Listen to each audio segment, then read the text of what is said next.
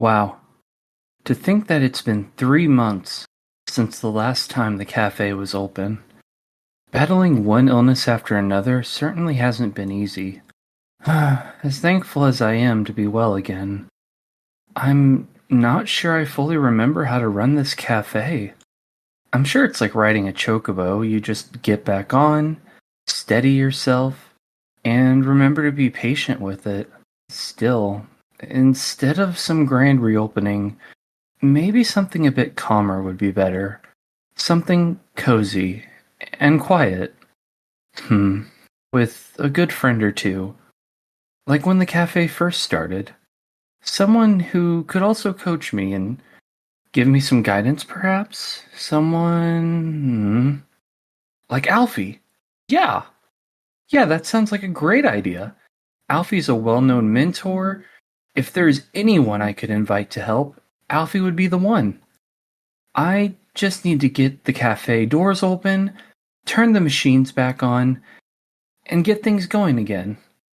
Yeah. Yeah. I can do this.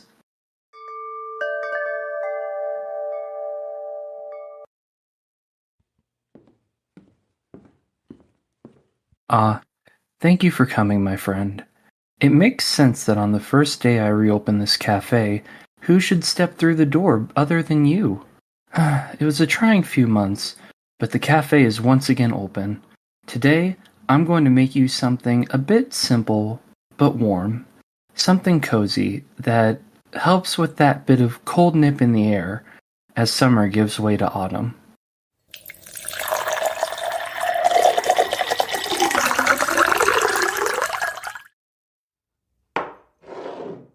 To celebrate the cafe being open after a bit of a pause, I've asked a dear friend to come by this morning. So it's fortunate you're here. Alfie is what many people would consider a mentor. She helps others with everything from learning to act to planning large events, all sorts of things. She's very much become a staple within this community, and I consider her a very reliable person. I'm sure we'll have quite a lot to talk about, and I sincerely hope you will enjoy hearing from her. So, as we wait for Alfie to arrive, take your drink, find a nice seat, and get comfortable. I'm sure this will be fun.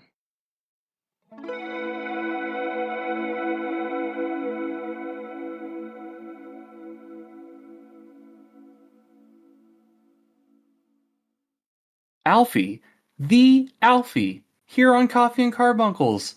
Ugh, I am excited.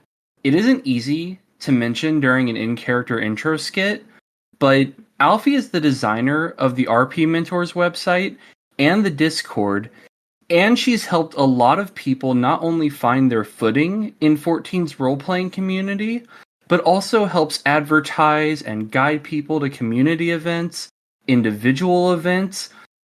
I am so excited to have her here. Alfie, welcome to Coffee and Carbuncles. How are you? I'm great. I'm really excited to be here. And how are you? I am a little bit more hyped than I'm trying to settle. Let's put it that way. Okay. I had my coffee pre-interview, and so I'm feeling it. Let's put it that way. You know, that's, yeah, me too. I had my coffee earlier.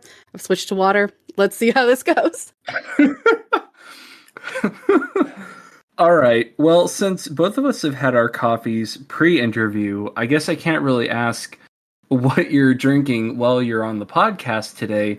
So let me instead ask, what did you have pre-interview to drink? Like, how do you take your coffee? So I like to put hot cocoa in my coffee with a little bit of a real cream vanilla creamer. Oh, And nice. the ratio of that really depends on my mood. Like if I want it more bitter and more coffee forward, I don't put quite as much of either of those in it. And sometimes I'll just go straight milk instead. So you get really kind of fancy with it. Wow. a lot of my D&D group are baristas, so I have a lot of fancy coffee that I get professionally handed to me. It's funny. See, I used to be a barista, and I admit it made me a bit of a coffee snob. I don't think I'm a coffee snob. I love all coffee. I I do not. I admit, I don't like light roast because I'm like, why am I just not having tea? And dark roast is a bit too acidic. A nice medium roast helps carry flavor really well, A and medium is really good. Yeah. medium roast is where I'm at. I had a medium roast actually before this interview with some cream and cinnamon. So Ooh, that sounds good. cinnamon and coffee together are just a perfect match. Have you tried cinnamon and chocolate in coffee? I have. It's so good.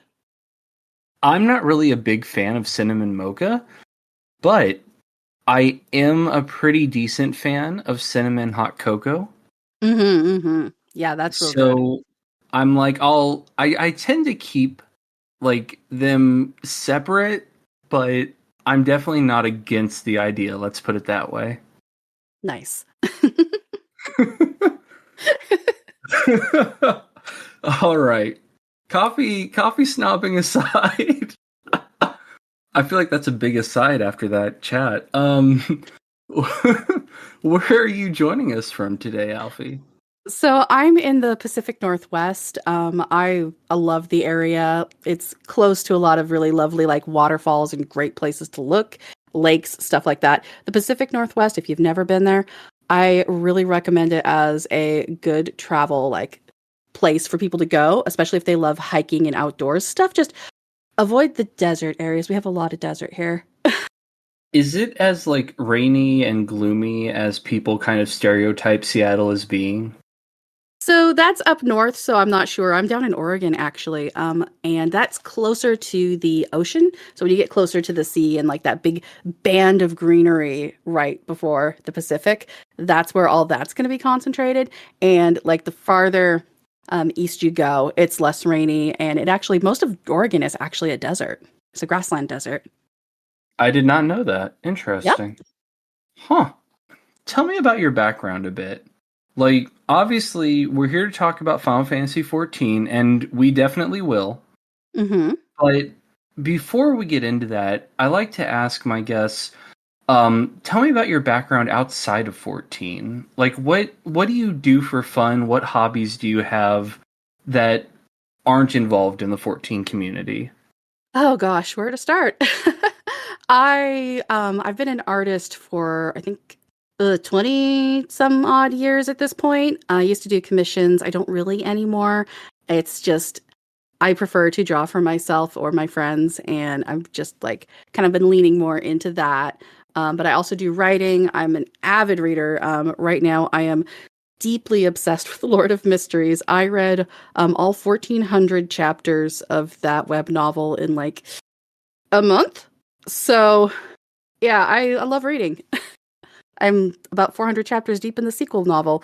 I'm a little bit Lord of Mysteries pilled. I'm sorry, but aside from that, I'm a former corporate VTuber, but I never got to debut. I've still got the IP, and I plan to use it someday. But that's one of those things that it kind of takes the back burner to RP mentors and stuff because it's like more work, and I'd rather focus on RP mentors for right now. So aside from that.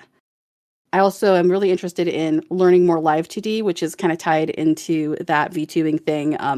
I've rigged a model before, and it was a lot of fun. I'm working on a model for a friend right now, and I've got another one on the back burner that I'm making for a friend. And both of those, I'm just making them for friends for free because the love of the game, I guess.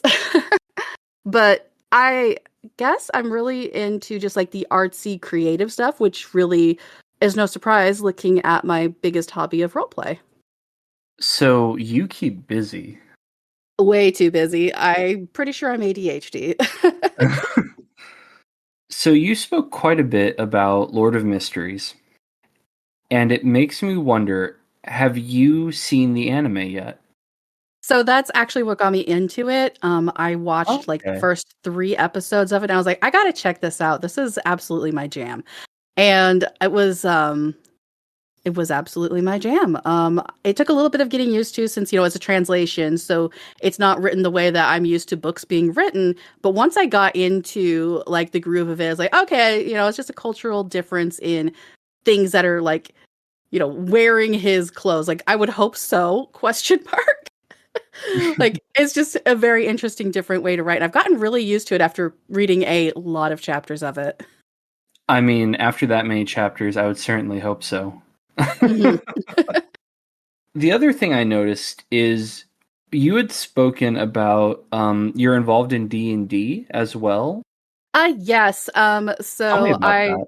I play a weekly D&D game. It's just a casual thing with my friends. I could be in like two or three other groups, but I have too much on my plate for that. So I just stick with the one. We are And what currently kind of character do you play? we're in a break between campaigns. So our first campaign that we did was like a kind of homebrew. We got all the way up to, I want to say we were level 8 or 9. And we came to the end of that. I was playing a astral elf cleric. And she was kind of OP because we're just a little bit there's only 3 of us in the game, so the DM has like compensated us so we can have more exciting fights because our team comp was like a rogue, a druid, and a cleric. It's like, so we were a little bit OP. It's a lot of fun, and we're taking a break from that campaign, and then we're going to jump into Vecna with those characters. We're going to level them up and do that new Vecna campaign. It's going to be a lot of fun. But right now we're in a in between where we're doing like one of those like mini, just a few games. And right now I am playing a glam rock star bard elf who is a casual thief just for the love of the game. So, but how does that work? Because usually the bard is the one distracting people, and then the thief goes and takes stuff. But I It's mean, how do you go look over here it's a while heist I steal campaign. stuff We're when all you're the thieves. distraction? It's I'm a bard. We've got I think he was a rogue. We've only played one game so far with them. And then the other one was an artificer. And we're just a 3-man team that are heisting a vault. I don't know the name of the campaign, but it's one of my friends is running. I think it's out of a book, and it's been a lot of fun so far. Okay, that actually does sound pretty fun. I guess my question is, but how does your bard feel when they're too busy entertaining to steal stuff? They Jones for it, man. They need it. Klepto bard, got it. Yeah. It's like kind of like a reverse Batman. Instead of the good guy, he's kind of a bad guy. And I joked that if we wanted to do another campaign, we could have them rob this big rock star's house because his companions don't know that he's this like massively popular equivalent of mega rock star in the setting. And I think it would be hilarious for him to set up with his friends to rob his own house. It's like the Insurance weirdest fraud. Hannah Montana moment ever. Insurance fraud. Now, I'm going to go out on a limb, and if I'm wrong, please correct me. But Okay. I've noticed that there is a bit of a like D&D to Final Fantasy pipeline due to the way, all of that is set up. So, how did you come to Final Fantasy, and did you experience Final Fantasy or D&D first? So, if we're specifically talking about 14, then D&D came first just because it's existed longer. But if we're talking about in my life encountering Final Fantasy itself, that was in the 80s. So, it's actually been with me for a very long time. I first played Final Fantasy on the regular Nintendo. I avidly remember that I could not read yet. I was very little. I remember there was an enemy that my sister told me it was called a mad unicorn, and it was a unicorn. And I remember holding my controller and crying because I didn't want to hurt the unicorn. Oh Anyways, I was no! not any good at that game. I don't think I ever finished Final Fantasy 1 on the Nintendo. It wasn't until Final Fantasy 2, which is technically 4, but in the US it was 2 on the Super Nintendo. I could actually read at that point, and that game consumed my life for many years. So it was my obsession when I was little. That is awesome. Who is your favorite character? So my favorite character, gosh, when I was a little kid, it was probably Rydia and Rosa because they were the girls. But the older I get, the more I really appreciate the whole cast, and I like Kane because dragoons are cool. So, Have you played any other Final Fantasy games? I mean, aside from 14 and those. yes. So I've played 7, I've played 8, I've played 9. I kind of fell off of it after that though because I could not make a strong enough argument to buy the next level of PlayStation because my mother could not wrap her brain around them being different. So I was kind of locked out of Final Fantasy at that point until 14. But 7, So 7 was a big one for me. It kind of like replaced 14 as my obsession in back in 97. And I also played Tactics, which amazing. I'm looking forward to playing the remake of it. So I am really excited about the Tactics remake. I posted on social media. I really like, and I'm going to sound like a nerd, but I really enjoy making my free company members in Tactics and being like, my free company's saving the world. I do that in The Sims with the characters that I roleplay with sometimes. I had this whole awful household many years ago, back in like The Sims 2, I want to say. And it was a mess. It was all populated with my character and the characters they interacted with, and it was wonderful. I was about to say, honestly, that sounds great. It's really great until the Sims start having a personality that just does not fit the character they're named after. See, unfortunately, that is a possibility you run into, and I agree, Hmm. it's a little awkward. But it's funny. It's hilarious. Especially when it's stuff that is just so dramatically different from the character that you can't help but laugh. I had one character that was the spouse of my character, so I had them married in game. I like made them as a married couple. They witnessed my roleplay character getting abducted by aliens, and they went insane. That was a very fun playthrough. The Sims is amazing. And I think my game glitched because the character that got abducted by aliens kept having alien babies without ever being abducted again. Just every so often, pregnant, another alien. I don't know why. See, that just sounds terrifying. It was hilarious. I love crazy bugs like that. I really like the cow plant. Oh my gosh. It's just such a nifty thing to come up with. Hmm. The Sims can be a little unhinged sometimes, especially when you mix in like the various challenges and stuff. I could probably talk about that one for a while too. It's a lot of fun. Sims challenges, see, it's one of those things that even though I don't play Sims much myself, I love creativity, especially within a gaming space. And just when I found out how many different Sims challenges there are and like how involved the Sims challenges community is, Hmm. I could make an entire like 2 or 3 podcast episodes about it. It is wild and I love it. I love the creativity of it and I love the investment in the game. I It's do so too. neat. It's so fun. I've never done a single one of them myself, but kudos to the people that come up with and do those. It I've never looks finished so one. cool. I've never finished one. I keep losing track of them. There's like fun ones like the Black Widow challenge where you marry and kill a sim, but you keep their ashes on the plot, so you get ghosts and you get haunted, which runs the risk of killing your Black Widow sim. Um, it's just a bunch of. There's the Insane Asylum one where you can only control one sim, and all the rest of the household random generated by like dice tables and stuff, and you cannot touch them. Oh gosh. It really is an insane asylum. And there's other rules like you cannot have a bed with a comfort over a certain level. They have to be located in the same room as the TV, etc., etc. Always a bunch of just make the Sims uncomfortable rules. It's crazy. Gosh, that's see, I don't even know about all of the different challenges. It reminds me of when I was talking with friends about the Deep Dungeon community in 14 and all the different challenges they come up with for themselves. I've got so much respect for those people. Oh, me too. People's creativity is amazing. It really is. Now, Putting Sims aside, Mm-hmm. tell me how you, as a Final Fantasy IV fan, end up in Final Fantasy XIV. So that was an interesting path.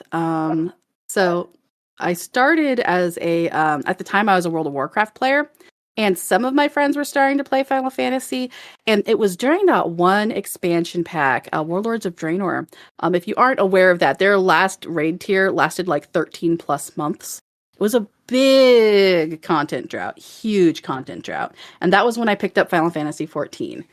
Um, my very first time logging in, my nephew was one of the only people I knew who played. So I rolled on his server. And my very first time logging into Final Fantasy, I load up on this cat girl. I'm in Limsa, and my nephew runs up to me on his Lalafell. He's only a few years younger than me, so like he's also an adult too. So he opens trade with me, and he says, "Take this," and he hands me a High House Bustle and like 10,000, 50,000, something like that gil, and hits trade. And he says, "I can't be seen with poor people. Put this dress on." It was hilarious. Oh my god. And every time I see the High House Bustle, I think, I can't be seen with poor people. Now, was this during Heaven's Word? This was during Heaven's Word. Okay. Okay. So you've pretty much been role playing since the moment you logged in. Kind of. He's not really a role player. And I ended up making a bunch of characters and moving a whole roster over to Balmung because, for a single payment, you can move all 8 of them. So I just was like, yep, that's where I'm going to live now. And so I've been on Balmung since like my second week of being in the game. And it's definitely been an experience. You never stood a chance. No, oh gosh, every time the tourists come in and it's like, oh, no one's gonna be able to visit Balmung now. I'm a little bit sad because I have like this gorgeous FC house that I can't hold events in because people can't get to Balmung, and it makes me a little bit sad. So when would you say that, because we are definitely going to talk about that house and role playing. Part 2 of this is just going to be us roleplay nerding. But to be fair, that's also what I'm advertising this episode as, so we're good. But Excellent. when did role-playing really click for you in 14? I mean, you get in the game, you're given the dress, you are on Balmung, but when did role-playing... When were you like, okay, I am a 14 role player? Like, when did that happen? So for me, because I was a active role player in World of Warcraft and in other games and everything before that, it was one of those natural things where I was like, where's the RP? I want to find the RP. And I just had to do more learning about the game. I didn't really start role playing until I was about level, I want to say 30 or 40. And at that point, I learned that more people I knew in WoW were actually on Balmung. Someone that was a guild leader at the time was a friend of a friend, and they ended up inviting me to their RP guild. And it wasn't exactly the flavor I wanted, but it was a foot in the door of getting started with role playing in Final Fantasy. So it's like, you know what? Let's do it. So I joined up at that point, started helping them with their events, and kind of like crafted my character to kind of fit the theme for it. And then like after that point, I eventually branched off and headed off into like the groups that I have been role playing with to this day after that point, which the core of them are actually people that I played with in WoW. So I've had like some of these friendships since like 2007. And I've actually, I want to say twice, run into people in Final Fantasy that I knew before World of Warcraft. Like we're talking turn of the millennium, 2001 people. And it just, they happened to use a name that was really similar to a roleplay character of theirs in another game. And it's always funny to have that connection happen because it's happened in WoW, it's happened in Final Fantasy, and it's just sometimes the world feels really, really small when you start running into role players from other games. I've definitely seen that happen a few times, and it's one of the things that I really enjoy about role playing is the online roleplay community. You have a very good chance of bumping into people that you haven't encountered in years. On a roleplay forum I'm on, not 14 related, I actually re-encountered someone that I have not roleplayed with for literally 20 years. Oh, And they're wow. like, "Aren't you?" And I'm like, "I am." And we were both super excited, but it's really interesting how if you are an online role player and you have similar interests Mhm. to other online role players, you're going to keep running into each other, even in different spaces, because you have the same interests and you end up, how do I put this? I would say the amount of people that role play is fairly large, but the amount of places to role play is fairly small. And You know, so I can you end definitely up running into feel each what you other. mean. Yeah, I definitely feel what you mean like that. It's like there's an ocean, but there's only so many places to swim, if that makes any sense. But at the same time, it is also kind of a large, like it's I guess it is large, but it is small, but it's large. From my experience, there are a lot of, to go by 14 comparisons, Mhm. there are a lot of venues that pop up. And over the course of the game, there have been a lot of venues, and to that extent, there, in theory, is a lot of places to roleplay.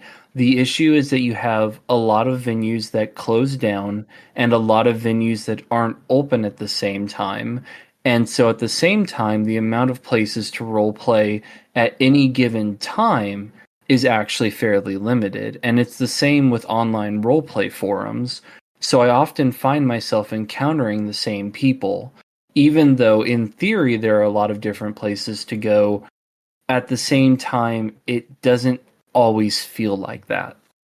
You know, that's a good take. You're right. Yeah, because like not all of those places are open all at the same time. Like if you look at the calendar, Arok's calendar, it's got all those places, but not all of them are all open all at the same time. And like some of them are going to be huge places. Like when the new morgue was running, we would get so many people. I was a bartender there. I role played a bartender, and we would sometimes get just such a packed house that it was so hard to keep up with the posts. And then there were like are other places where you go and there's like the bartender and two people sitting there, which is a completely different vibe, which sometimes that is just the vibe I'm after, just a nice, quiet, get to know this little group of strangers thing. And I think that's part of the magic of roleplay, actually. And the wild thing is, especially with venues, you never know which one it's going to be when a venue opens. And I don't Hmm. mean open as in like the first time it opens, I mean like on any given night. Yeah, like to use the New Morgue as an example, because that was the most recent venue that I worked with. Um, we would have like droughts as well, where we would have like the people who were coming in for the fights, the people who were on staff, and then like a handful of people who came along to see what was going on, and then like not a lot of going on. Like I've been, as the bartender, I have just stood there and not had anyone interact with me but the other staff sometimes, and that's just how the cookie crumbles. Yeah. But that's also what keeps roleplay interesting. Well, one of the things. There are a lot of things that keep roleplay interesting, but There are so many things. it's that unpredictability that actually kind of brings some spice to it. Hmm. Like sometimes you just don't know what you're going to get, and you walk away from the scene going, wow, I never expected things to go that way. And then you could like get an interesting new development for your character that could hang on for years. Like I've had things with my character that has stuck around for over a decade because like my oldest character I've been playing since 2007. So, and that was obviously that wasn't in Final Fantasy, but I like transferred them over and retranslated them and made them into a Final Fantasy character. So like a lot of that RP that I did in the other game kind of translates over, and I think that that is another part that's beautiful about RP is finding a reason to keep that long running character going because like that's been so many years that character's been around. Holy cow. So, how do you feel about using Discord for roleplay? I mean, is that a recent thing for you? Have you used Discord for roleplay for a while? Or how do you feel about like Discord versus in-game roleplay? Or do you have a preference? So I feel like Discord has a different flavor than in-game. With Discord, it feels a lot more like the old school chat, but the like chat rooms, the messengers. I extensively have RP'd in like AOL, MSN, Yahoo, like back back in the olden days. So Discord, I've been on Discord since like 2015, I want to say. And I've done a lot of role playing in Discord, and it feels like it allows you to get more creative, like describing your settings, describing more things, like a lot of in game, because you can see the environment. Unless you're working with something that is specifically imaginary, like a plate of food or something that differs from what you're seeing in game, a lot of that just kind of gets glossed over and not described in posts. Whereas in Discord, you get to like dive more into exploring the environment and like more, it's just a different style of roleplay to me, and I think it's just as good, just as fun, just as valuable, and I use it just as much. So these days it's a lot more accessible to me too, because I'm able to like get a post from someone in the morning and then reply to them on my lunch break, or just have a scene slowly unfold over a week or 10 or 20, because we're all very busy adults now. For me, Discord, I agree it's a very different vibe. I've started liking role playing in Discord more than 14 proper, because when you're in a game, especially one that has combat, I feel like if I stand around typing something, I'm boring people, I'm keeping them waiting. Whereas Discord, there is the understanding that I'm typing something and it might be long, it might be short, and you'll get back to it when you have time. And so I feel almost like role playing on Discord has less pressure for me, or like I'll be able to type a lot more, whereas when I'm in 14 role playing, I'm using a lot less description and tend Hmm. to have a lot less sentences because I kind of want to keep that pace going. Yeah, like in game, there's more urgency because not everyone's going to want to be in game for the same amount of time. There's the fatigue element of, all of that. And of course, the post length limits and having to break everything up into smaller posts or just post within that. So it's definitely faster paced for me to role play in game. And I think it works good for like big groups where there's no like set turns or anything like that, where you're just having a casual, you get together, find out what's going on, update people on plots and everything. But for like a big meaty role play, I love like a turn based, like Discord, big paragraphs. Small paragraphs when necessary as well. I am an advocate for it doesn't always have to be long. Like I jest that to role play with me, you have to write a minimum of 1 word. I might use that. I like that. Forward slash That not. that's solid. Yeah, in another game, oh gosh, back in Forcadia, one of the big things that everyone had on their characters' sites, because we all had, our little websites that you'd go to see our profiles, kind of like cards, but it was like other sites. Role playing rules for role playing with me was really big in that community. And a lot of people were like, oh, you have to write at least 3 sentences or blah, blah, blah, blah. And I was like, I don't like that. That's kind of discriminatory. So when I made mine, I was kind of cheeky and I said, you have to write a minimum of 1 word per post. If you do not meet this minimum, I will not roleplay with you. And that kind of, so I was like kind of being cheeky, like, you got to write at least 1 word. But I mean, if you don't write a word, you can't really. So, but that's been just kind of like one of those long standing things for me. I want to save a lot of talking shop stuff for part 2 of the interview, but what I will say is I agree with you because on 2 levels. The first is that I feel like if you have someone who types a rule that's like you have to meet my level, and they're this advanced role player that is putting like 4 or 5 paragraphs at a time, you've automatically scared off potential roleplay partners or made them feel basically like inefficient or inferior, and I don't like that. At the same time, I don't like that either. it just seems unnecessary. But also, the other thing that bothers me is there are some moments that you can only write so much detail about. For instance, hitting someone. And I know that's Mhm. a kind of violent example, but it is an example. There's only so much you can write that you're not like either A, completely dragging out what you're writing, or B, God modding. And so you have to have these moments that you have less sentences because, especially in something like combat, you need to give the other person opportunity to react and not overwhelm them. Mm-hmm. And like there's the rhythm to it as well. Like sometimes a single sentence can say so much and can carry like just a load bearing sentence. And I feel like some people overlook that fact. That's a good point. All right, everyone. Alfie and I are, as you can tell, getting into full-blown roleplay chat and being nerds, and I'm super excited for it, but I do want to save stuff for part 2. So, Alfie and I are going to call part 1 here, and after a brief break, we will be back with you, and we will be talking all about roleplay in 14 on Discord, as well as the website and Discord for RP mentors. So I will see you all after the break, and I promise Alfie will be there too. I will. I promise.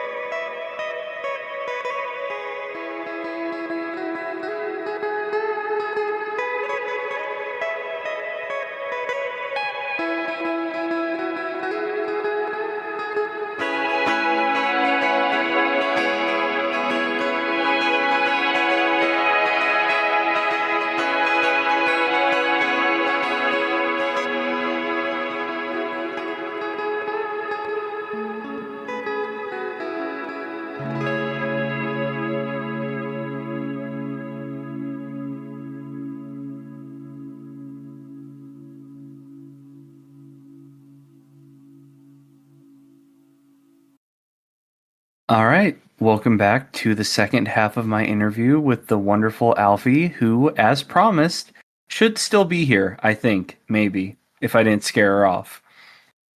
Nah, I'm gone.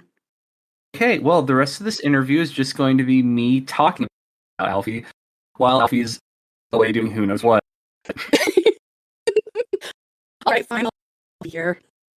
All right, Alfie. I have you here to talk about a website and a Discord you run. So let's talk about it. You run the RP Mentors website, a website that, in my honest opinion, is one of the best assets around for starting roleplay in Final Fantasy XIV. I mean, you have all kinds of things to learn about, terms, locations, how to use emotes, all sorts of things. So I want to ask, when did you first get the idea for this website? What made you decide to take all of this information and compile it in one place?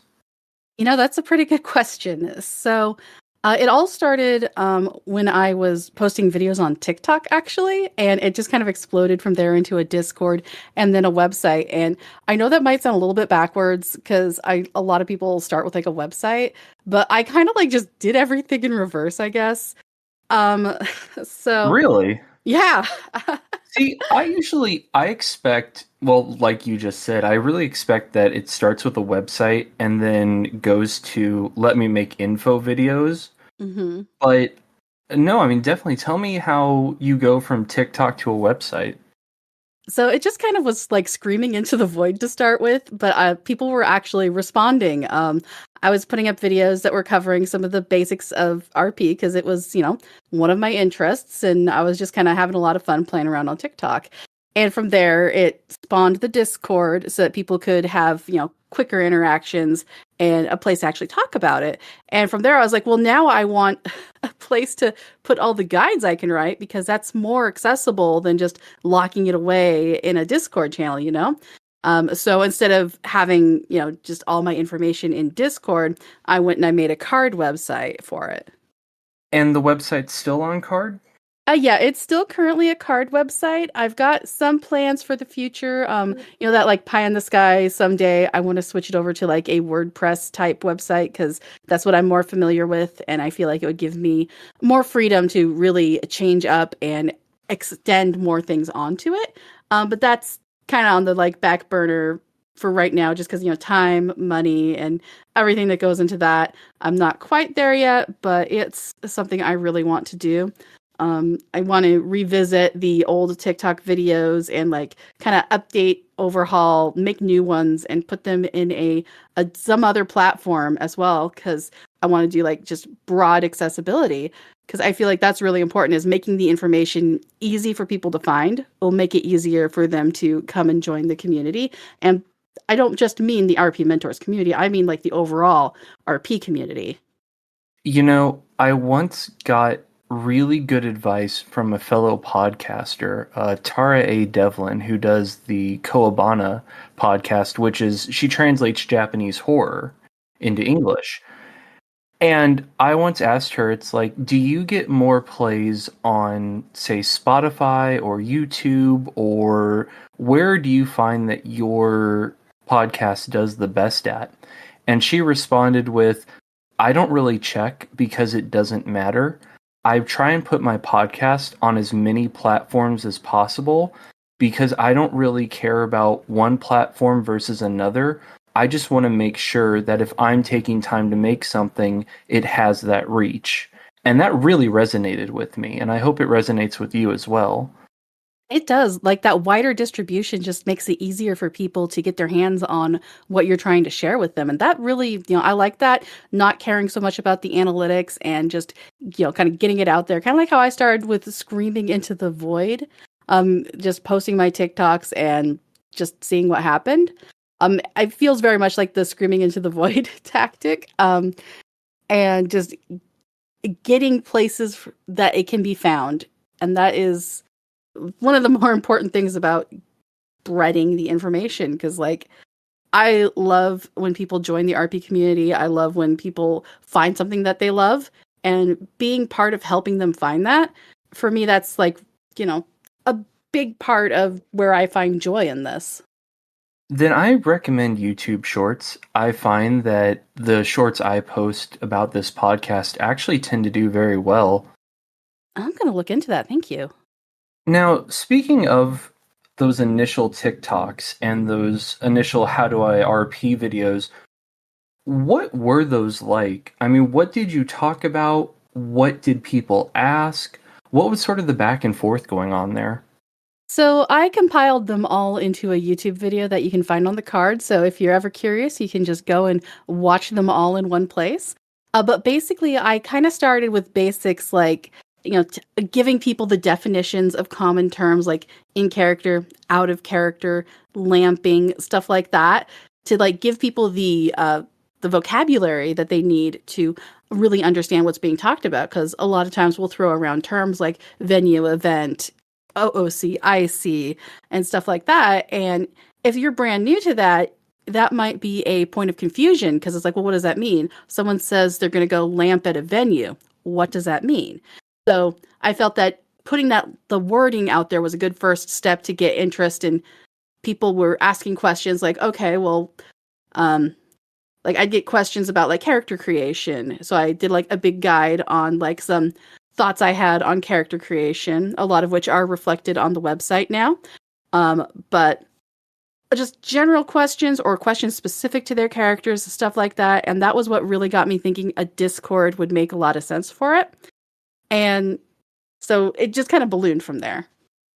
So what made you decide RP help website instead of Discord? Was it too unorganized on the Discord? It was, like I said earlier, accessibility. I wanted it to be more accessible. I honestly don't mind if people never join my community. If they are able to get all of the information they need from the website, that's good enough for me. I feel like I've done my job at that point, because I want to get that information out there. And the Discord is to offer more like networking, meeting people, finding people to go places with. And not everyone is into, joining Discords or chats, or they might be too shy. And that is perfectly valid.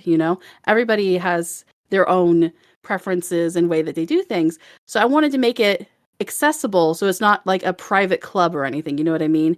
So people don't look at it and go, oh, but I have to join a Discord to get all that information. I I wanted to just cut that out. So put it on the website so you can go, you can look. If you want to join, if you want to meet people, perfect, beautiful, we love you. Come on in.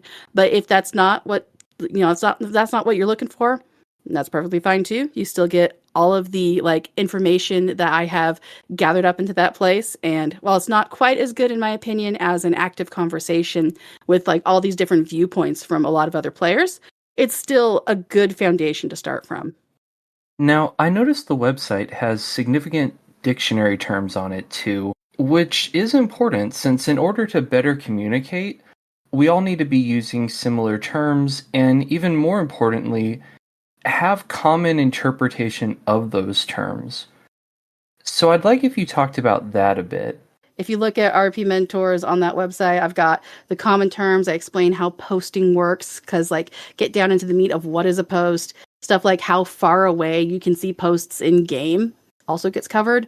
The use of dice in roleplay, different styles of combat, how to apply lore to your character. Like, I sat down and was like, okay, what are all of these things that people need to know? And it was like breaking it down into tiny little categories. And sometimes I worry that I did too much and I worry that it might be overwhelming, but it also feels like it's really good content. So I would not recommend it or have you on here talking about it if I did not think it was great content. So I appreciate you. That's my 2 cents. As someone who does love roleplay and talks about roleplay a lot, like I said at the start of this interview, I think RP Mentors is great. Though I do have a question I need to ask about the website, because as you said, it is very extensive. And that makes me curious. I've noticed that you have a lot of links on the website to all sorts of content, whether it's RP or lore or basic 14 guides, even a lot of different content. And it makes me wonder, how did you get that? Were you like spending hours scouring the community for good content to add links to, or is this just stuff that people have suggested on the Discord, hey, you should link to this? So it's kind of a mix of both. The non-RP resources are the first set of resource links I had because, oh gosh, I think in Stormblood, I had a card where I was just putting all the links to every different website I could find that was related to Final Fantasy because it felt like every tiny little thing had its own dedicated website and I couldn't keep finding them. So I just made a card for myself, threw them all together and by category. And that was kind of like the inspiration was that old card. I was like, well, when I was putting together RP Mentors, I was like, why don't I do something like that for the resources? I found in the community over the years and kept links to because I had a section for like RP primers and stuff in that first card. And that first card is gone now, though. I decided I'm not going to upkeep that. I'll just put it all on RPM and have the related links and the non-related links because people want to play the game. They can check out the non-RP related stuff too. But once I started working with RPM and getting that Discord going, then people did start giving me links. So a lot of the newer ones, it's stuff that's been directly linked to me, recommended, dropped in my suggestion box, stuff like that. And it's really helped it grow. It is very extensive, as we've talked about. And I definitely recommend everyone take time to really look through the RP Mentors website. As Alphie has hinted at, I will admit there is a lot to the website. It is very extensive, but in my opinion, that just helps reiterate how good of a resource it is for the community. Now, as we move a little bit away from the website, and because I'd like to talk more about the Discord, there is a commonality between the website and the Discord I want to ask you about, is that you on the website and on the Discord actually advertise that you have an RP-focused free company, I believe? We do have multiple free companies that are like officially sanctioned with RP Mentors. A couple of them are not as active, like the one on Mateus, I never know how to say that. But that one is the one that I have a character that's the guildmaster of that, and I want to get that one a little bit more active. I'm not really actively using it right now, but it's one of the things that's on my plate to develop and get going again as I focus on the growth and the long-term everything. I've been a little bit behind this year just for like personal life stuff going on, but I've been planning for big changes as soon as I'm able to because I want to get back into making the videos for it because that was where it all started, you know?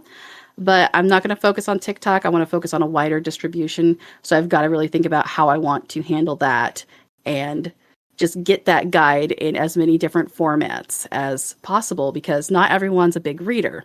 And which might sound silly when we're talking about RP, which is a arguably reading the hobby, but when it comes to like guides and stuff, some people, they learn better visually, they learn better with audio. So I want to be able to offer every different kind. And that's kind of a big undertaking. And I'm currently, I'm the only person who works on the website. I do have a wonderful team behind me in the Discord, though I would not be able to do that without them. I love my mod team. They are the best. Shout out. Love you guys. But I'm hoping for the future of the website to bring in more than just myself and look into like content creation that isn't just me because this is not the Alphie show. This is a community thing and I really want to embrace that because I don't think that I'm anyone or anything special when it comes to the grand scheme of things. I'm just a person that sat down and did a thing and I want to help people do things. So I'm hoping to expand it into more of a team effort, but at the moment, it's still one of those things that I'm working on building up, even 3 years down the line. Any progress is good progress, and it sounds like you have goals that you're steadily moving towards. So I wouldn't really worry that it's 3 years in. Well, it's really helped us find our identity and our vibe and who we are and who we want to be. So being 3 years in is not a detriment. It's gaining that knowledge needed to make a good resource, I think. Let's shift our focus a little bit because we've talked about the website quite a bit and we've talked about TikTok. But now I want to discuss the Discord with you. The RP Mentors Discord, for those that haven't checked it out, is pretty extensive. You have introductions of players and characters. You have a place for people to ask about lore and housing questions. You have full access to all kinds of roleplay events and calendars. Just wow, that is extensive. A lot like the website, the Discord has so much going on. And I think that's just awesome that you have all of these roleplay resources available in one place, including notifications about events. Yeah, those are all things that like grew really organically with it because at first it was just like the basic channels and then kind of listening to feedback, figuring out what people want. That's why we have like a catch-all channel, like don't know where to ask, which is probably the most used questions channel since a lot of people go, I don't know where to ask that. I'll just ask here. And that's what it's there for. It's just the general catch-all questions channel. But I really wanted to try to be organized about the approach, and I do sometimes worry that I'm making and spinning up too many channels. I actually sometimes will look at the actual statistics of channel usage and discuss it with my team, and we'll go, well, maybe these two channels can be, combined into one. And sometimes we'll do stuff like that. And on a rare occasion, we'll realize that one channel really should be two. And so it's like one of those organic things that just changes with the needs of the community. And we just try to give the best resources that we can to everyone so that they can enjoy RP.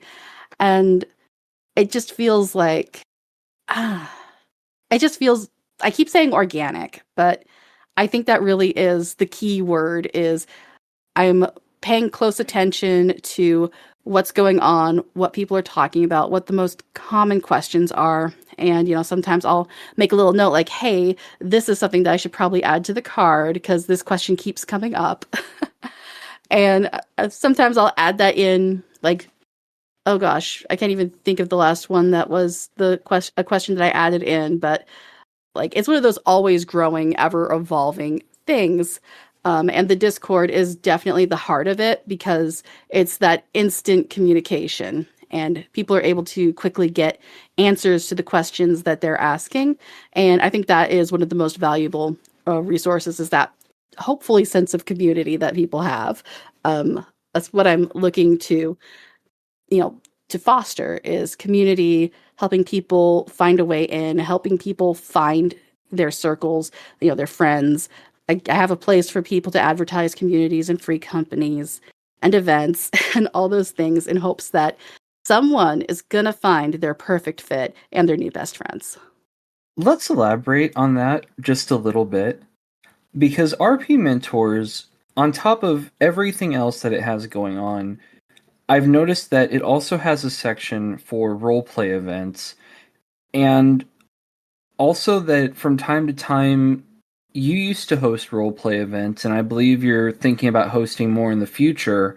What is that like? Because I feel like, obviously, you and I both know what roleplay events are like. We attend them regularly. But I think when people hear roleplay event, they get a little nervous, especially if they're, new to roleplay, or let's say that the only event they've been at was something a bit more involved than they were expecting. I'm trying to figure out how to phrase this, sorry. I guess my question is, what is it like trying to organize and also encourage people to attend roleplay events?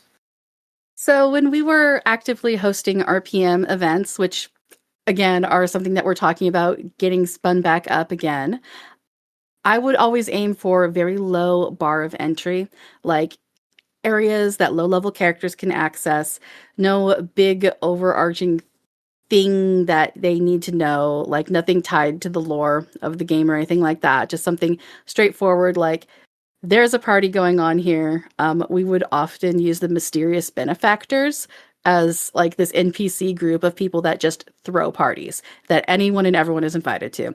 And they were often like holiday parties, like like Christmas parties, or well, obviously the in-game name for it, but the holidays, we would throw parties that were just like, there's sweets, there's treats, there's drinks, come socialize.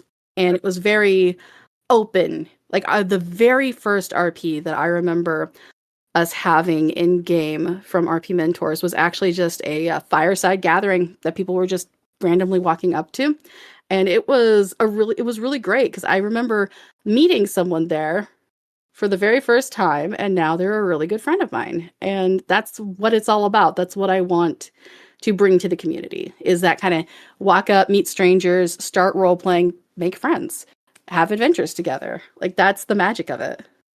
That is, and I feel like there's kind of a running joke in 14 about how people use Party Finder to advertise venues and events. But at the same time, as I've said previously, go to one. I mean, if you're sitting in Limsa or somewhere bored and you've never been to an event, sometime just open Party Finder, check out the description, and just go to one. I mean, no one can lock you inside their house. No one can force you to stay. If you go and it's not your thing, leave. But if you go, and who knows, you might run into a friend there, or you could even ask a friend of yours, hey, do you want to go to this thing and check out a venue together? Next thing you know, you're actually having fun. I have looked at Party Finder almost every time I'm in game, just to see what's going on, what's out there. And I also try to limit the number of advertisements for RPM in Party Finder, just so I don't want to be spammy. I avoid like shouts and yells and stuff. I like, if anyone else is shouting and yelling, that is just them loving it, I guess. But I mostly stick to just a single Party Finder. Sometimes someone else in the admin team will have a Party Finder listed at the same time, and we just won't be aware of each other. And it's really kind of relaxed like that, because I don't want to be spammy. But I absolutely agree. Open Party Finder.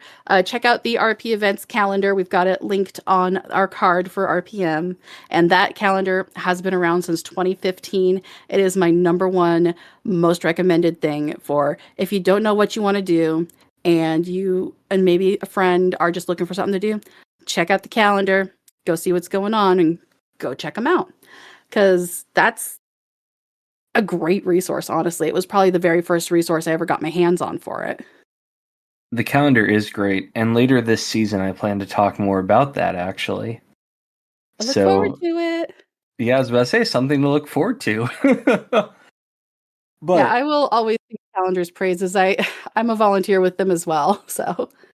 The calendar is great, and I actually have it on, I think, at least 2 of the Discords I run. I actually have it pinned to its own section. And I'm like, everyone, if you're bored or want to go to an RP event, please check out the calendar, which there will be a link to that very same calendar in show notes.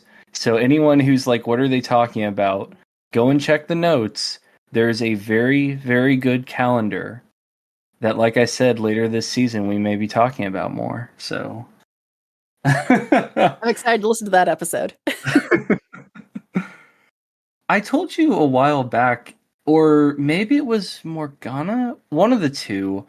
It is wild how many requests I get to have an episode about the calendar. And it's interesting because a lot of people who tune into this podcast tend to trust me to provide them with good content. And when I'm like, so what kind of content do you guys want? A lot of the feedback I usually get is, well, it's whatever. We're always surprised when we tune into Coffee and Carbuncles. But the one piece of 14 related content I keep getting asked about is that calendar. It is wild. So it's something that I'm definitely looking at making happen later this year. Mm-hmm. I absolutely believe that it is a foundational bedrock of the RP community in 14. You know, you are not the first person I've heard say that. But going back to the Discord. Mm-hmm. So we obviously just had our little, hey, everyone should go and try RP events talk just now, promotion, if you will. But let's talk about people new to roleplay.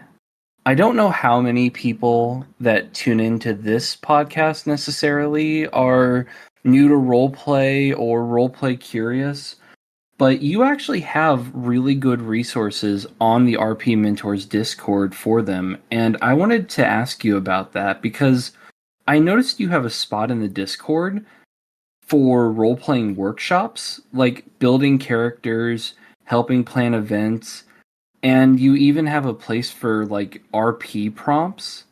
Tell me about that. Does that get a lot of traffic? Do you get feedback on that from new RPers? Talk to me about workshopping roleplay characters and roleplay events. So the workshopping forum is for like a more in-depth discussion, which came about because a lot of times we would have crosstalk going on in the general questions channel, where one person had one question and someone was still getting feedback on their question. So I was like, well, if we had a workshop, people could like post there for specific to them chat about anything related to their characters, their events, their free companies, and get targeted feedback that doesn't get like lost in the scroll when someone else asks another question. And I feel that that is pretty well utilized when people want to have that targeted focus to their discussions. And it was kind of one of the first things I wanted to do once we had the access to forums and had that like that need to it. It was one of the first things I put in when we had forums. So I feel that it's really well utilized. I have not gotten any specific feedback on it, but I also feel that that's just because it's one of the like most like gosh, I'm trying to think of the right saying to apply there, but it's like one of those things where I don't want to say taken for granted, but it's like one of those things that's so base level useful that it's people don't think to say, hey, this is a great thing to have because of course you have it, if that makes any sense. Yeah, like it is utilized like pretty well. It's for that targeted discussion. So when people want targeted discussion, they can do that. And sometimes people will be recommended to swap over to the workshop if they like have like a million questions all at once that they seem to be a little bit overwhelmed with. Like a lot of people, it's like, hey, this is my first character idea. And a lot of times it's like, does this character concept work, or does this event concept work? Or a lot of it is just people trying to get feedback, because one of the things that a lot of role players struggle with is, that sense of shyness, that I'm not sure this is good, or I don't know that anyone's going to like this. And that's something that time and time again, all of us have struggled with.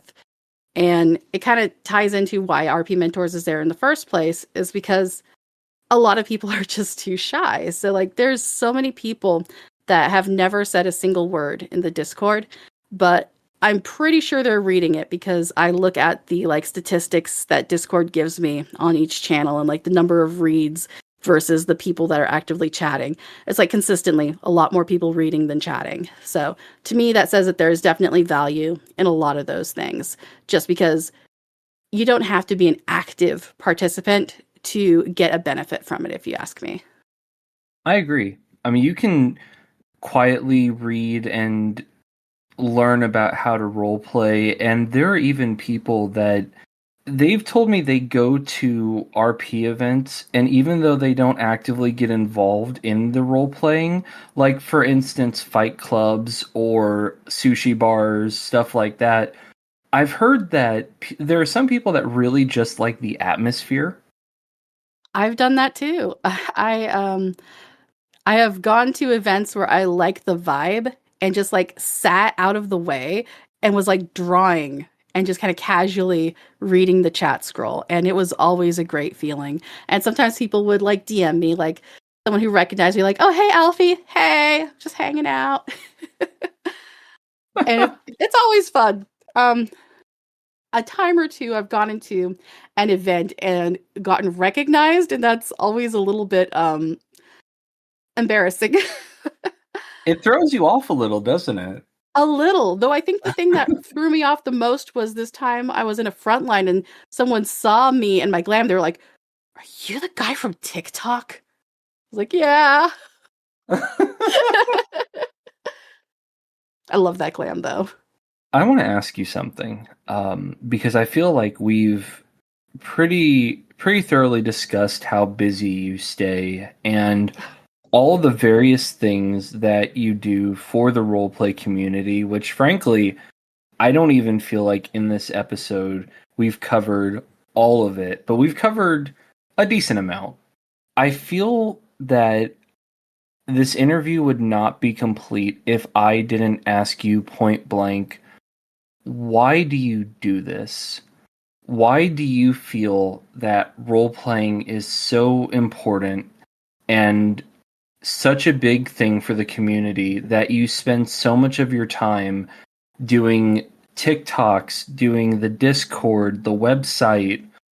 What about role play do you feel is that important that you need to spend all this time not only promoting role play but nurturing it the way you do? So that's a pretty big question, and oh gosh. So I feel that it's a very social hobby. It's a very creative hobby. It feeds into a lot of like art. Like a lot of people will draw for role play or for role play characters or scenes and just get really excited about these stories and these worlds that they're exploring. And like my love of RP is not limited to Final Fantasy XIV. It's just what RP Mentors happens to be focused on.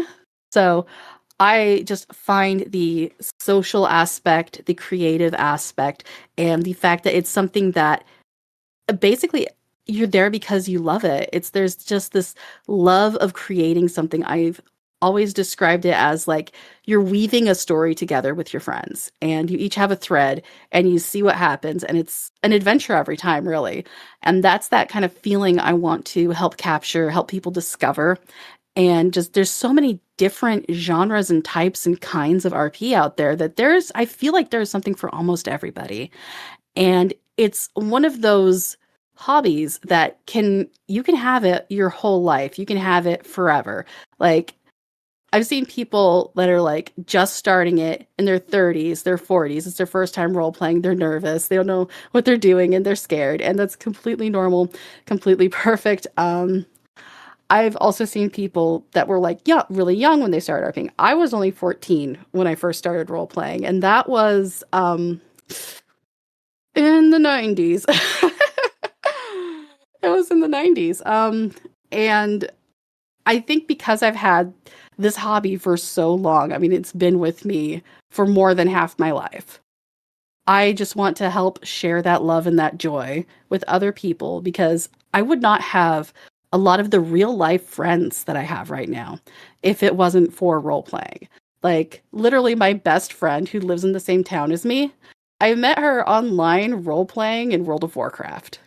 And she ended up moving into my town and we RP in Final Fantasy. We're in the same free company. And it's just, I would have never met her if we weren't role players, I don't think. And she's one of the most important people in my life, you know? She's like my bestie. And that's a feeling that I feel like everyone has the potential to get out of RP is lifelong friends. Like I haven't even known her the longest of some of my friends. The person who role plays my character's spouse, I've known her since about 2007. I've known her since before she met her husband, since before either of her kids was born. And she's just been a part of my life that entire time. And even further back, I've got a friend that I met in like 2003, 2004 that I'm still in pretty constant contact with because of RP, because we met in RP and we've discovered that we had so many shared interests. And these friends can follow you through life, through different games, through different hobbies. And I think that's beautiful. And I want to help people have that in their lives. So you would say then, to summarize, role-playing builds community. It really does. I admit, if not for roleplay, there would be no Coffee and Carbuncles, and there would be no Nobu Alphie interview right now. So look at that. There's already community right there. We met because of roleplay, and we haven't even roleplayed together. Yeah. Yeah. And the best part is, people haven't even heard half the nerding we've done outside of recording about role-playing. So It's a pretty quality nerding, too. It's too bad we didn't get it recorded. right?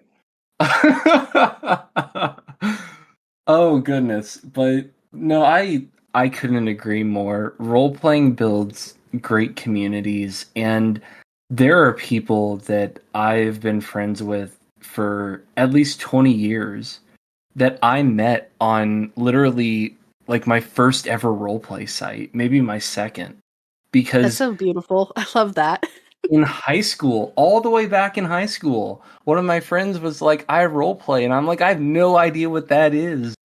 And these people I met through, funny enough, a Naruto roleplay, I still talk to this day. So Are you still ninjas together? no, Aw. I grew out of Naruto pretty quick, to be honest. But you'll But always have the memories. we do still talk and we still role play together. Different forums, different worlds, but we do still role play together, me and some of them. So I fully agree with you. There are friends that you can make through role play that will last for decades. And I have met people who are like, all right, well, we've been through the main story arc of Final Fantasy. What if Final Fantasy XIV shuts down?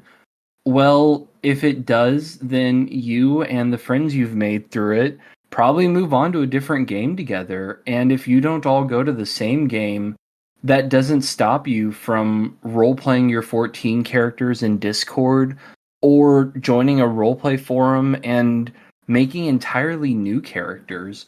I even know some people, and I admit I'm one of these people, I can't make a new character for every single thing. So when I join different role plays, it's basically like an AU, alternate universe version of pretty much the same character, just in like 5 different universes. And it's role play and it's fun. And like we said, it builds community and it Mhm. builds friendships. I've also done the AU of this one character in a bunch of different AUs, and I've got like a handful of characters, but I just keep revisiting the same concepts, the same characters in different worlds, and it's always a lot of fun. Like Alpheus, who is my main in Final Fantasy, he was also my main in World of Warcraft, and I brought him over with me.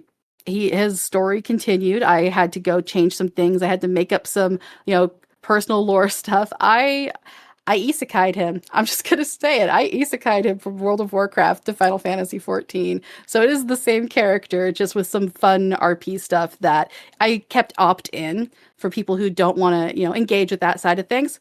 Completely opt-in. People who don't want to interface with it, they never hear of it in character. And that's one of the magical things about RP is you can do stuff like that. And you can just keep a character story going for I don't even want to think about how many years I've had this character now. All right, I'm going to admit it. It's going to sound kind of cringe to some of you, and I'm very sorry, but here's the truth.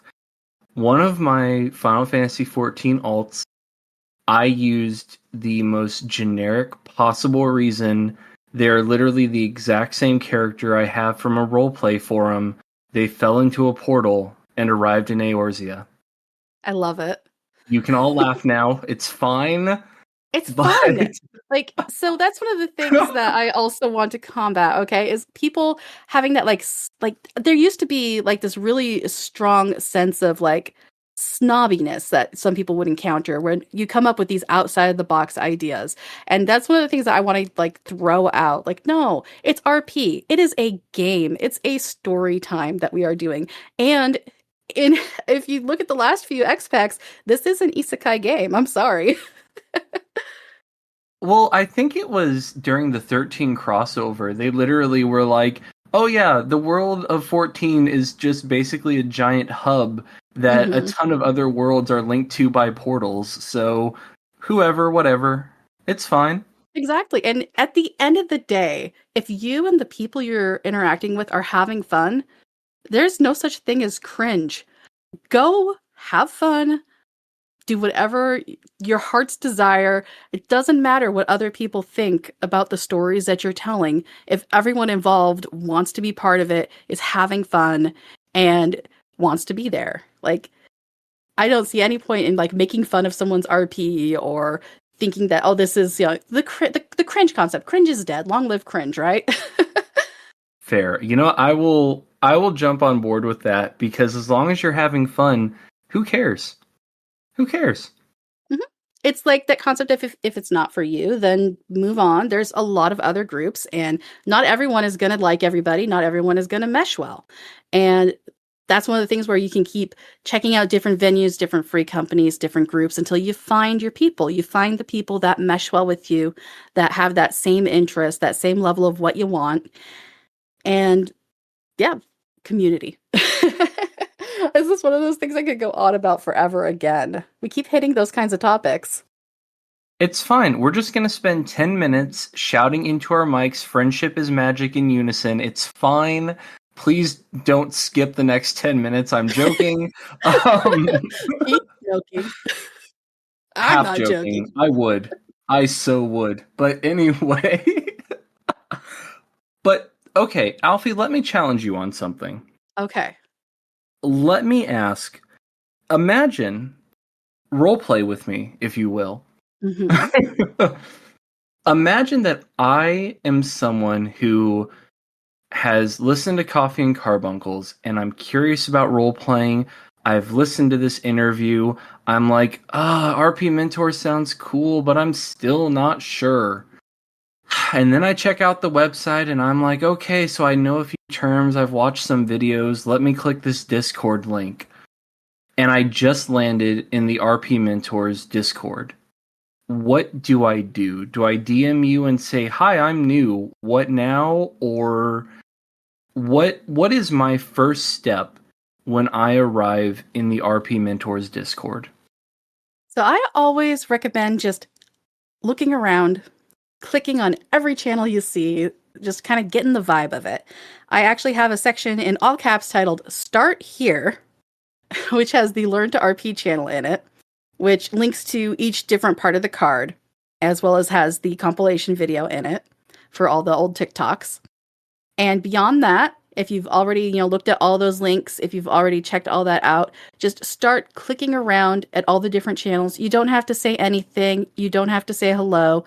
Just click around, see what catches your eye. And if there's something that you want to ask, if you want to comment on something, or if you do want to say hello or post a funny joke in general chat, I love puns. Someone has recently been doing puns and they have won my heart.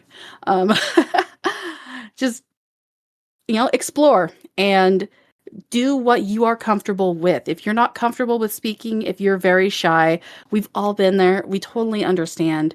And nobody thinks less of anyone for being anxious or shy about RP. One of those things that a lot of people worry about is, I want to go to an event, but I don't want to do it alone. And RP mentors, you can ask, hey, does anybody want to go to an event? And just find someone to hold hands with and go to an event together.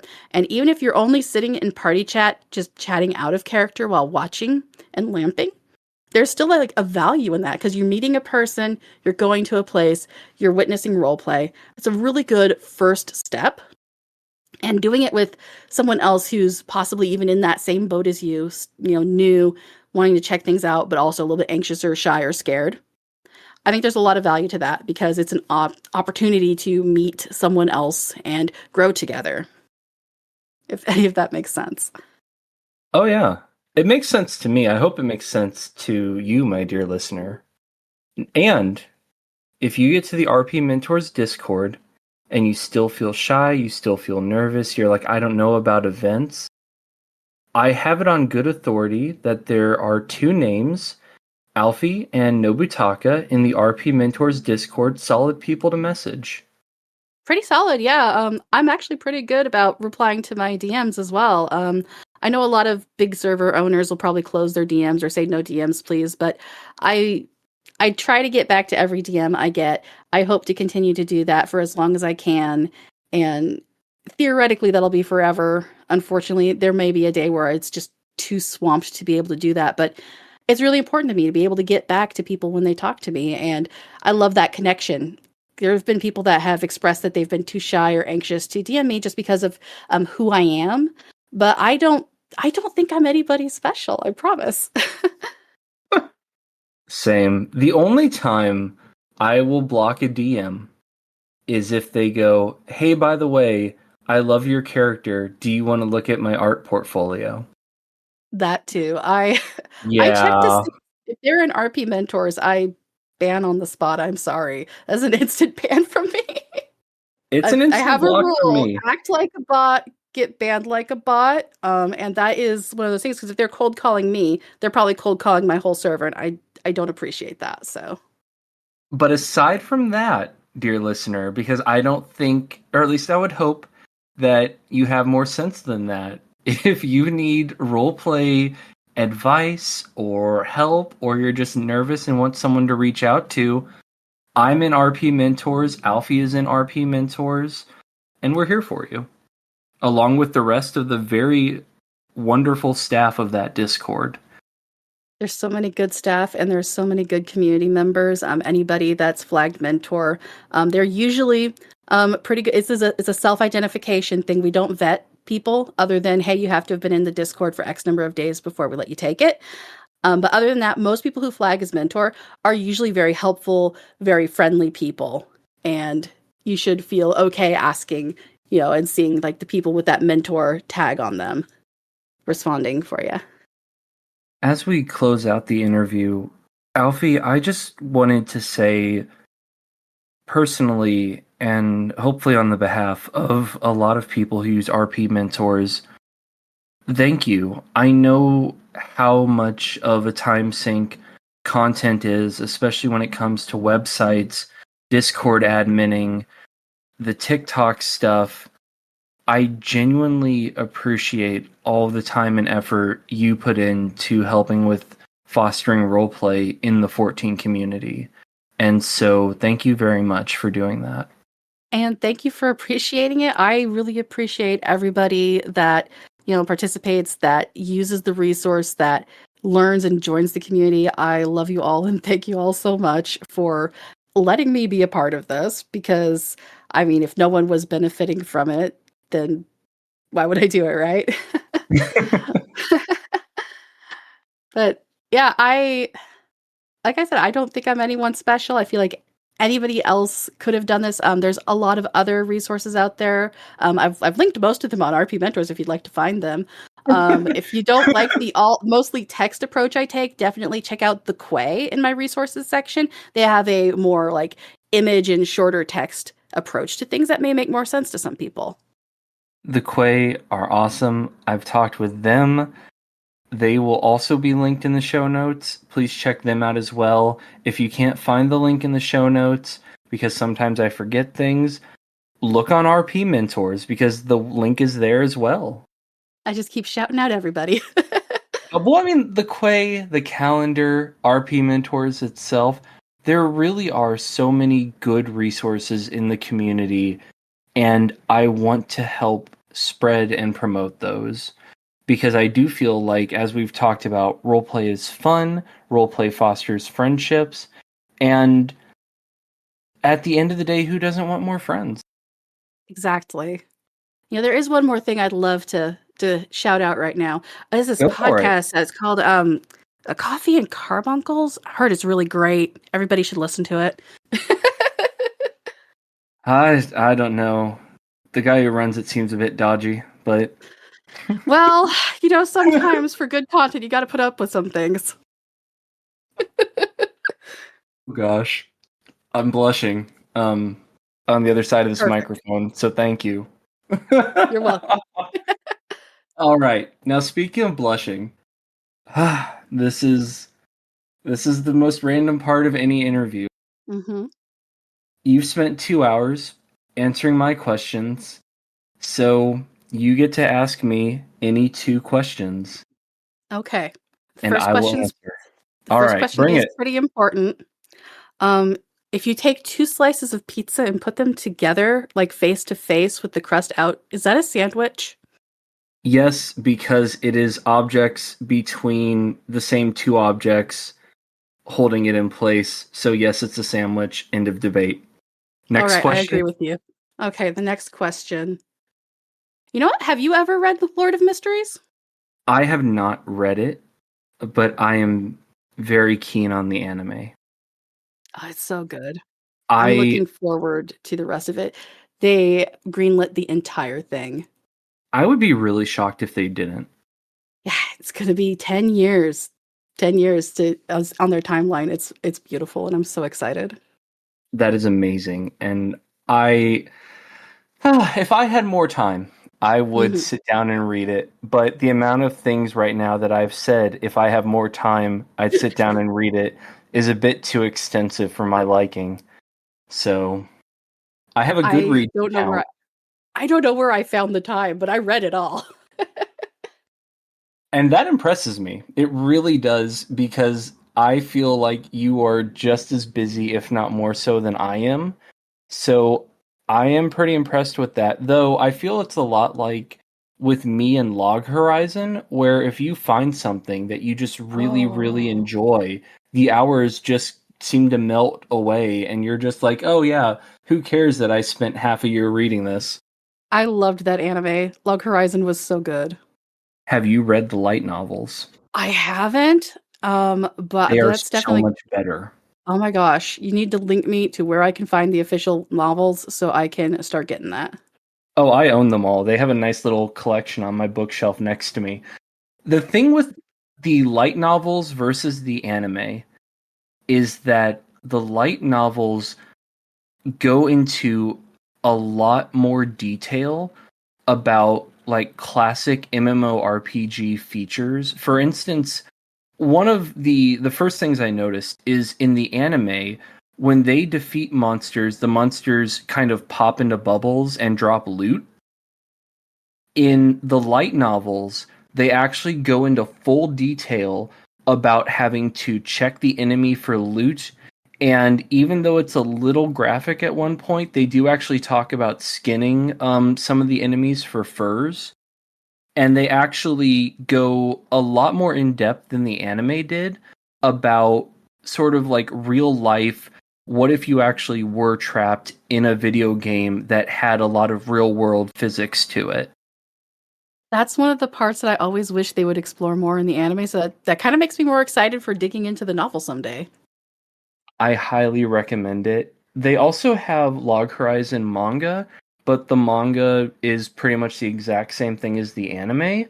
The light novels, as the original material, they definitely dig a lot more into the world and the actions of the characters. But also, did you see season 2 of the Log Horizon anime? I remember watching it, but I'm starting to think I need to rewatch the whole thing just because it's been a while.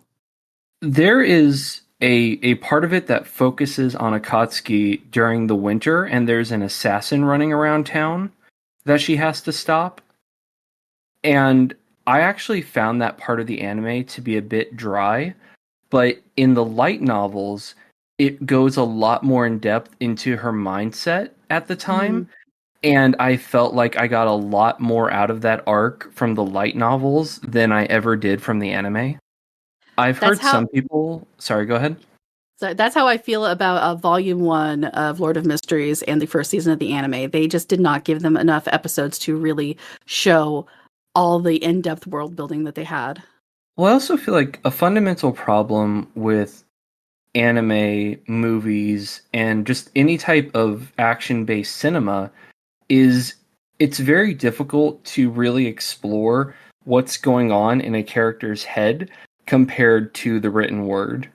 Yeah, like I'm excited for how they're going to do the cap off movie where they do the last volume, because a lot of that was like that. It makes sense when you read it, but when you think of it as an actual action, it's like, what are they going to do to convey that? We'll just have to look forward to finding out. In 10 years. In 10 years. All right. Well, for anyone looking for information about roleplay, as well as the RP Mentors website, those links will be provided in the show notes. Alphie, again, not only do I appreciate everything you do for the RP community, but I appreciate you being here today. Thank you for taking the time to sit here and talk about RP Mentors, nerd out about anime and manga, but also just being such a great person for the community. So thank you so much for being on Coffee and Carbuncles. Thank you so much for having me, and thank you for everything you do. With that, I hope that everyone has an amazing day. And Alphie, I hope you take care. You take care too. Thank you so much. Bye. Bye-bye.